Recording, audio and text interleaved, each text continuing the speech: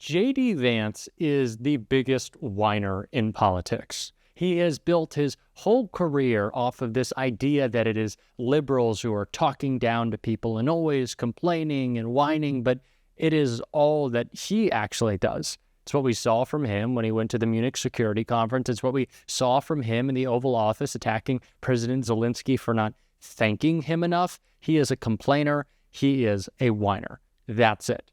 And we saw JD Vance just recently complain about something he claimed to care about before, and that's the right to free speech, to protest JD Vance in front of his house. He went through this whole tantrum because folks showed up and wanted their voices heard of someone who clearly does not care about those voices. And then he was caught lying in the post as his tantrum went on. And we are going to get into all of that. But before we do, if I could quickly ask you to leave a like on this video. And if you haven't already and you enjoy our channel, to hit that subscribe button. It goes a long way, and it really does mean a lot to me. Now, on the importance of protesting, I think before we get to JD Vance, I want to hear something Adam Schiff had to say on that very topic right here. Tonight, I want to talk to you about fear. About the fear that Americans are feeling, the fear that businesses have, that if they speak out, they will lose government contracts. The fear that federal workers have, that if they write the wrong email or they say the wrong thing, they might lose their job. The fear that ordinary citizens have, that their IRS returns may be audited or their private data may be misused. The fear that press organizations have, that if they publish the wrong op-ed, their business owners' interests will be affected. The censorship, the self-censorship we see in the Washington Post and the LA Times, ABC settling suits with Donald Trump. What we need to understand about this climate of fear they have created and the extraordinary swiftness with which they've created it is this is the tool that dictators and would-be dictators use to consolidate their power. They have to create a climate of fear. Franklin Roosevelt in 1941 gave a speech. It was his State of the Union address. It came to be known as the Four Freedoms Address. He talked about the freedom of speech. He talked about the freedom of worship, the freedom from want, and the freedom from fear. Now, at that time, he had a different understanding of what freedom from fear really meant. There he was thinking more about the freedom from fear of international invasion and armaments. That is the fear that Ukrainians are feeling right now. But in this moment, we come to see that freedom from fear means something very different. It means being able to go about our lives, speak our piece, associate with whom we would, hold the values we hold dear without being attacked by our own government, freedom from fear of our own government. This is really unprecedented for Americans. But I want to talk also tonight about what do we do about this fear? And the answer is we must be courageous. We must have heart. We must push back. We must fight back. We must have courage. We must speak out. And yes, it could affect a business interest or this or that. None of that stuff is as important as our country, as our liberty. We need to speak out. We need to be courageous. They come after me all the time. Elon Musk and Donald Trump, they call me a criminal, they call me a traitor. Their MAGA minions online come after me to try to intimidate me, to create fear.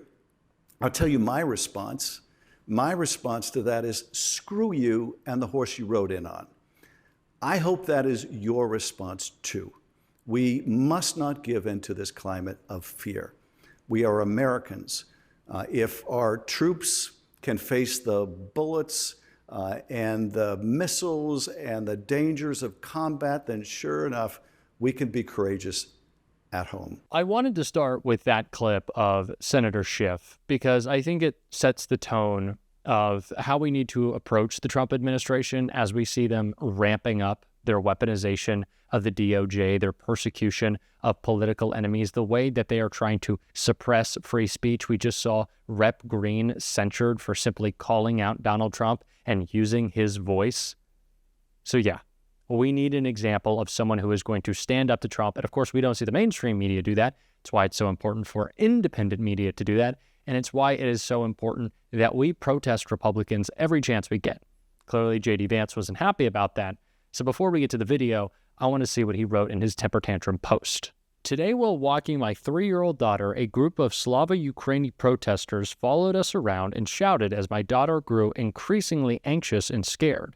I decided to speak with the protesters in the hopes that I could trade a few minutes of conversation for them leaving my toddler alone. Nearly all of them agreed. It was a mostly respectful conversation, but if you're chasing a 3-year-old as part of a political protest, you're a bad person.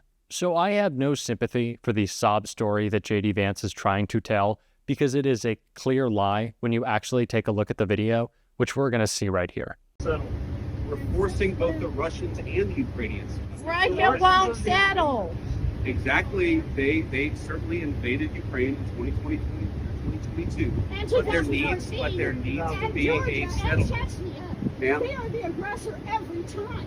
Ma'am, I understand that that's your view, and certainly they have, and certainly I have condemned, ma'am, please, you're interrupting.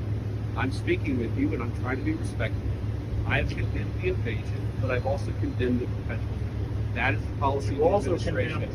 And I've talked to you guys now. So I have a couple of things on this. First, good job and thank you to the people protesting JD Vance for taking all of our collective voices and finally putting it in his fat face. Number one. Number two, JD, it's hard for me to take you seriously talking about a protest making people anxious and uncomfortable when you and your buddy Donald, I think you know where I'm going with this. Remember when you pardoned 1,500 violent insurrectionists that you called peaceful protesters? So if attacking the Capitol and smearing poop on the walls is peaceful, I think raising your voice a little bit is even below that. It doesn't even rise to a protest, right? Considering what you think is peaceful. So there's that. The third thing, have you not thought about the Ukrainians who are worried about their families, their children? How anxious do you think a 3-year-old girl is as bombs rain down on her city? JD, have you thought about that? Have you thought about how anxious a parent might be as Putin invades their country? No, you haven't? You have no sympathy for anyone else? You just want to whine and complain? Yeah, that checks. Gross. Gross, gross, gross, gross, gross. And I could say a lot on it, but I think Adam Schiff does a great job calling it out. I urge you to beware of the temptation of labeling both sides equally at fault, the temptation to ignore the facts of history and the aggressive impulses of an evil empire. My colleagues, these are not my words. They are, of course, the words of Ronald Reagan almost 42 years ago to the day. Imagine if he could see his party now, turning its back on our ally and fellow democracy, Ukraine, sponsoring a UN resolution that would whitewash the start of the war, engaging in the most immoral equivalence, and failing to assign responsibility to Russia for its invasion and ruthless aggression, voting with Russia and North Korea against our longtime friends and allies in Europe and around the world, abandoning and insulting our allies as Putin seeks to remake the map of Europe. And what is this resolution in the United States about that we helped defeat? The U.S. has used its influence and its vetoes in the Security Council many times, but this resolution was offered by dozens of our close allies on the 3rd anniversary of Russia's invasion of Ukraine. What was in it that was so objectionable to split the U.S. from its friends? The resolution made clear that Russia started this war. It reaffirmed the sovereignty and independence of Ukraine. It deplored Russian aggression on women and children. It raised concerns with North Korean troops fighting alongside Russian forces. It noted the threat to nuclear safety. It called for an end to the war and a just and lasting peace and the withdrawal of Russian forces from Ukrainian lands. None of this is in dispute, none. This was the resolution that the U.S., the leader of the free world, blocked at the United Nations. Can any member of this body point to a single problematic word in that resolution? Of course not. The Senate should stand by that resolution, even as we must stand by Ukraine. Today, the White House and Kremlin seek to rewrite the history of this war with falsehood and slander, calling Zelensky the dictator, Ukraine the instigator, and Putin the hero. We need to do more than say something. We need to do something. Slava Ukraini. The Putin defense is disgraceful. It is sickening. It is sad. And it's expected from Vance and Trump. And I guess what also is expected is what is equally disheartening.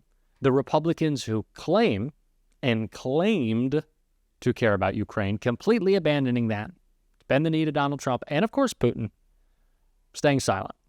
And the clearest example of their silence, a very loud silence, came when Jasmine Crockett confronted them here. I do believe that it was ethically right for social media to check people because you had people that didn't know anything about science and decided that they were going to put out whatever lies or propaganda or conspiracy theories they wanted to. And people died. At some point in time, we have to evaluate what is factual. And I know that facts hurt y'all, and I just wish we could get on the same page, but we do know during the presidential election that the president would not go and participate in anything if fact-checking was going to be a part of it, because he didn't want to be fact-checked. We know that the vice president got upset in his vice presidential debate when he was fact-checked. It used to be a time in this country that we as members of Congress or elected officials thought that it was okay to just tell the truth. Instead, we're pushing conspiracy theories, and some of them are killing people. It's the same thing that we have coming out of Doge. It's the reason that people are dying. It's the reason that farmers are losing their farms, because we continue to peddle conspiracy theories. It is time for us to say, Mr. President, guess what? Russia invaded Ukraine. Can we at least agree on that one? Facts matter. Y'all, this is literally potentially putting us into an international crisis. We may be heading towards the next world war because we have a president that wants to pal around with Putin and wants to do everything to make him feel good, including lying about who invaded who. Mr. Chair, I got a minute left, but I really want to yield to any of my colleagues and ask them if they will say today, very basically, that when it came down to the war in Ukraine, that it was not Ukraine that invaded Russia, it was the other way around. Is there anybody in here that has enough courage to say that Russia invaded Ukraine? You can have my time. And this is yet the problem. These people are illegitimate, they are cowards, and they are certainly not leaders.